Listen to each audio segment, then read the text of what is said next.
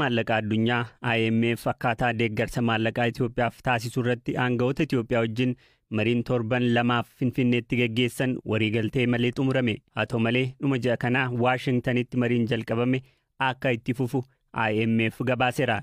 Itoophiyaan rakkoo dinagdee ishee furuuf IMF irraa liqaa doolaara biliyoona 3.5 gaafatte.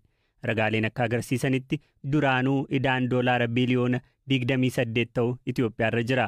Kana waan ta'eef mariin IMF fi Itoophiyaan gaggeessaa turan itti bahisaa maal ta'innaa kan jedhu akkaan eegamaa ture. Kana dura marii Chaayinaa waliin taasifameen Itoophiyaan liqaa ishee achi siiqxee akka kaffaltu waliigalamee ture.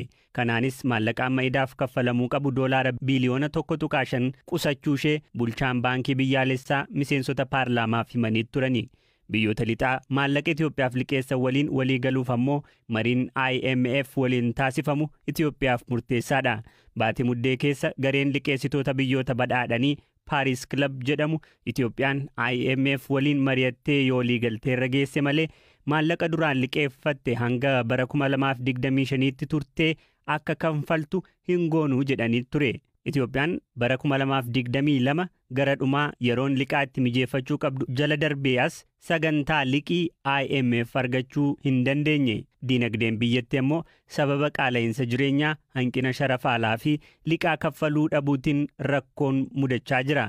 Itoophiyaan IMF waliin mari'attee waliigalteerra ni geessi yoo ta'e malee biyyoonni Paris Club waliigaltee duraan tureen idaa kanfaluu qabdu nuun jedhu jechuun ogeessi dinagdee Dr. Abdul Mannaan Muhammad BBC'tti himan.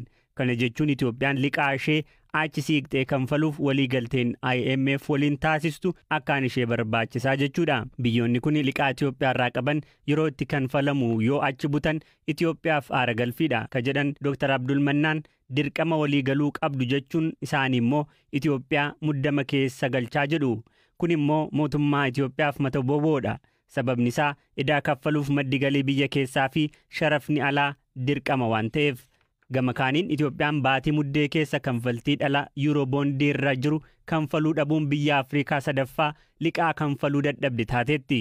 Mootummaan garuu kanfaluu hin dadhabnee maamiloota alaa liqaa kennan walqixa ilaaluuf malee jechuun deebii kenniteetti. IMF dabalatee dhaabbileen faayinaansii idil addunyaa biroon Itoophiyaan humna birrii akka laaffistu gorsu. Marii qondaaltotni IMF aangawoota Itoophiyaa waliin taasisan irrattis hamma sharafa birrii fi sharafa alaa baankii fi gabaa seeraan alaa gidduu jiru akka sirreessituu fi dhimmoonni akka sarbama mirga namoomaa ulaagaawwan IMF akka ijootti kaasuun falmiin irratti gaggeeffame keessaa ta'u ogeeyyiin dinagdee ni ibsu. Magaalaa Aksuumitti ijoolleen lakkuummataan walitti qabatee dhalatan. Hospitaala waliigalaa Yuunivarsiitii Aksuumitti Daayireektara meedikaalaa kataan Dr. Tsaggaayee Taklaayimaanot ijoolleen dhalatanis ta'e haati fayyaa gaarii irratti akka argaman BBC'tti himan. ጭንቅላት ለጭንቅላት በጣም ሬር ነው። በዓለም ከሚወለዱት 2.5 ሚሊዮን ህፃናት አንዱ ነው። እንደዚህ አይነት መታን ወልቲ ቀበቴ ደለቹን ጨራን ሰባዬ ጥቃዳ አዱኛ ረት ጆሌ ሚሊዮን ለመጡቃሸን ደለተን ኬሳ tokko qofaadha wanta akkanaa mudachuu kan danda'u. Yeroo baranne wanta akkasii mudachuu akka danda'uu fi addunyaa irrattis akka mudatu waan baranneef ana homaa natti hin fakkaanne. Maatiin ijoollee kanaa garuu fudhachuuf itti ulfaateera. Keessumaa haati abaarsa waaqayyooti waan jedhu dubbatan. Sababni kun itti uumamuuf qabatamaan kana jedhu hin jiru. Garuu tilmaamni garaagaraa jira. Ijoollee lakkuun gaafa uumaman bifa lamaan uumamu. Inni tokko hanqaaquun gaafa gargar ba'uu guutummaan guutuutti gargar hin baane yoo ta'e walitti qabatanii dhalachuu danda'u. Bakki isaan itti walitti qabatan mataa, laphee, garaa yookaan naannoo teessumaarraas ta'uu danda'a. Tilmaamni inni lammataa ammoo lakkoowwan hanqaaquu lamarraa uumaman seeliin wal fakkaatu yeroo walitti dhufan ta'uu mala.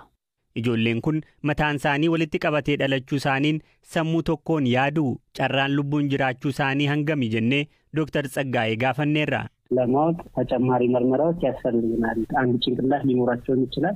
ምናልባት እንደዛ አንድ ጭንቅላት beekuudhaaf qorannoo dabalataa gochuu nu barbaachisa. Sammuu tokkos qabaachuu danda'u. Tarii sammuu tokko qabu yoo ta'e waan wal fakkaataa qabu jechuudha. Dhibbeentaa 50 kan ta'an osoo hin dhalatin du'u. Warri hafanii dhalatan dhibbeentaan 25 ammoo dhalatanii sa'aatii 24 keessatti carraa du'uu qabu.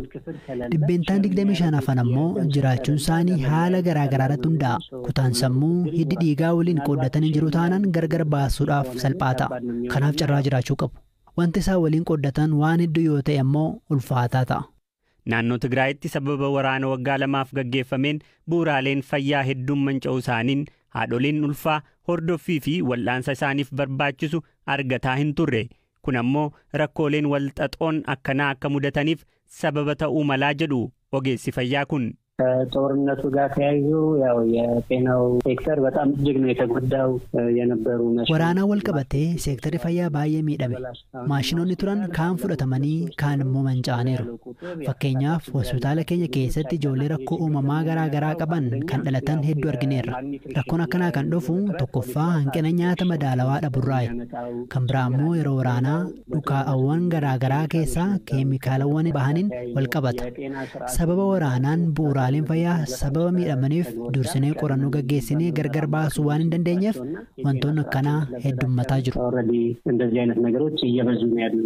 Rakkoo teeknikaa mudateen maallaqa miiliyoonotaan lakkaa'amu maamiloota isaan kan jalaa fudhatame baankiin daldala Itoophiyaa maamiltootni maallaqa kan isaanii hin taane fudhatan akka deebisan watwaatee dhumarratti kanneen hin deebisne suura isaanii saaxileera.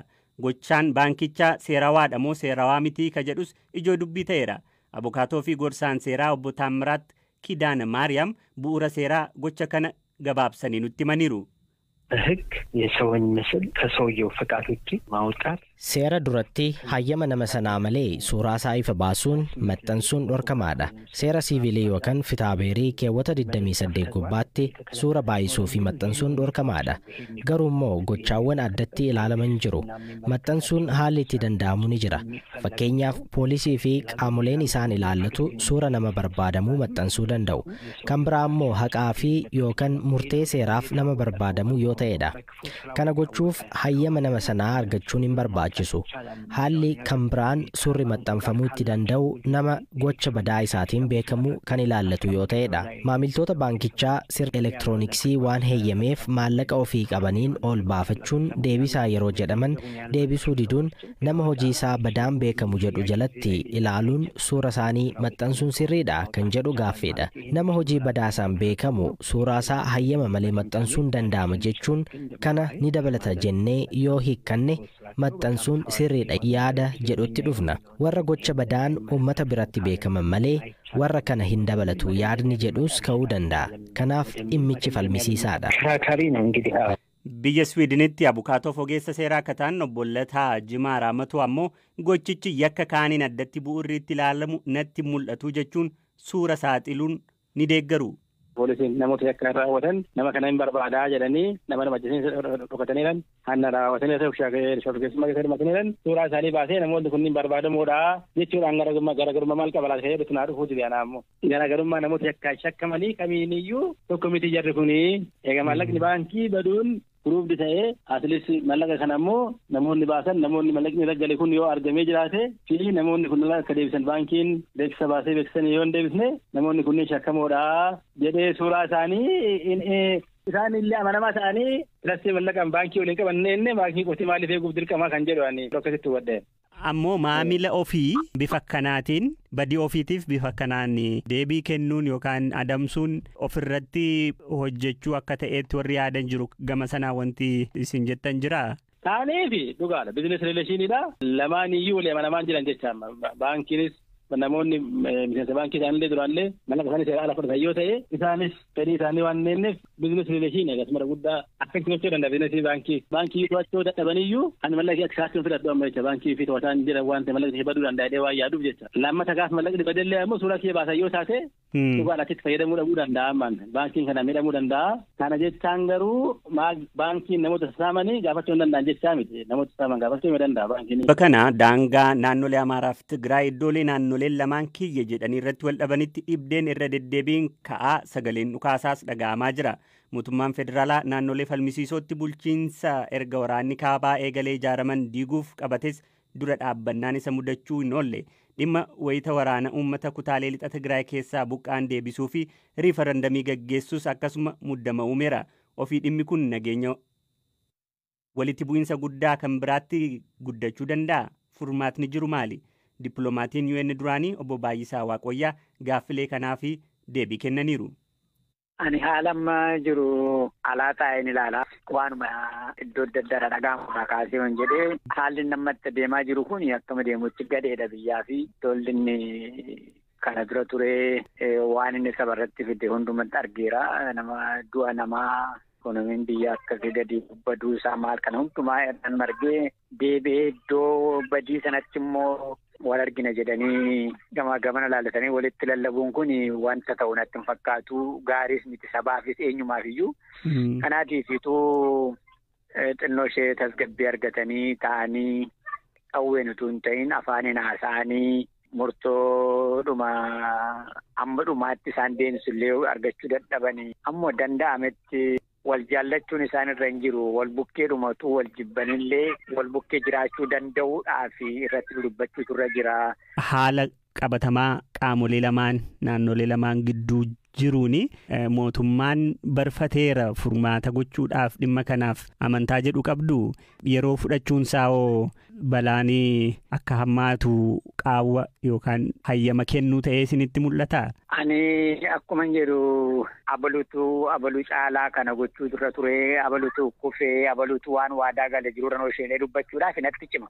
Garuu walga'iin waliigalteen Piriitooriyaatti godhame suni lamaanuu isaaniitu walii godhe taanaan jiruurra oolutu irra jira. Akka yaadametti akka inni jiruurra oolle beekamaadha. Kana dura dafee dhumuutu irra ture. Amma warraatti iyyuu akka kana ta'uun isaa sirrii miti. Muuxannoo keessan amma duraa biyyoota adda addaa keessa jirus itti gootanii kan nutti himuu dandeessan falli gaariin ituu maal ta'eeti amma mootummaan federaalaa ejjennoo bakkoota falmisiisoo kanatti riifarandamii gaggeessinee uummatni haa murteessu jedhu qaba.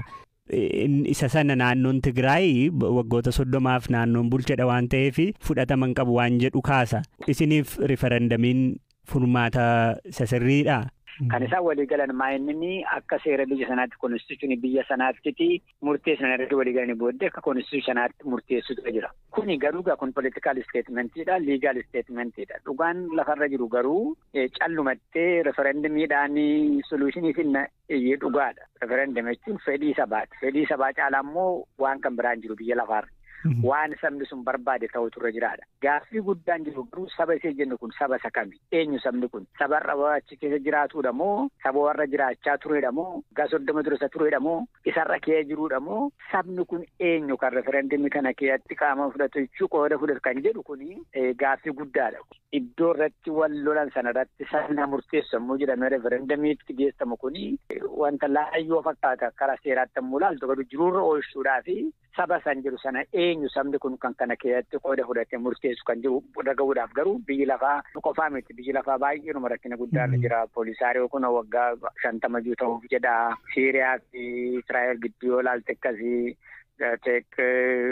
Palestiinaa mayyuu fakkeenyaaf eenyu kan jedhu kun biyya lafaa guddaa jira kan keessa akkitti deemaa jira. Ulaagaan yookaan haaldureen buqqaatota sababa waraanaa yookaan dhibdee sanaan buqqaanii qe'ee isaaniitti deebisu furmaata siyaasaa dursee dhufuu qaba moo haaldureewwan eegamuun naannoo sanatti irra jiru maal fa'aadha? Lafarraa jalqabuun nurra hin jiru. Mirga dhala namaarraa jalqabuun nurra jira. Jarri kun qe'ee isaaniitti deebiin erga dhufanii booddee waa'ee lafaa lafi kun abaluu bira abaluuf ta'a moo nuuf ta'a kan jiru booda dhufa. Garuu mirgi dhala namaa kun maasee jennu warri qe'eesaatii bahee qe'eesaatti deebi'utu irra jira. Warri humnaan hiriirame kun. Kana gochuudhaaf koos ulaagaa jira. Mootummaan wanta kana responsibilii fudhatee gargaarsa biyya bakkee jinis ta'u qofaasaas ta'u saba kana qe'eetti deebisee mirgi isaanii mirgi dhala namummaa isaaniis mirgi konstituushinaal isaaniis eegamee fi erga jedhee booddee jarri kun firii ta'anii murteeffatu firee isaanii. Garuu kana gochuudhaaf akkuma jenne ulaagaatu jira. Utuu lolli jiru utuu warra achi jiru isaaniin hadhufan jedhee waliigalee harka bal'isatee simatu taanaani dhaqanii walitti isa moolajjeessuun dhufaa hin ta'u. Dhumarratti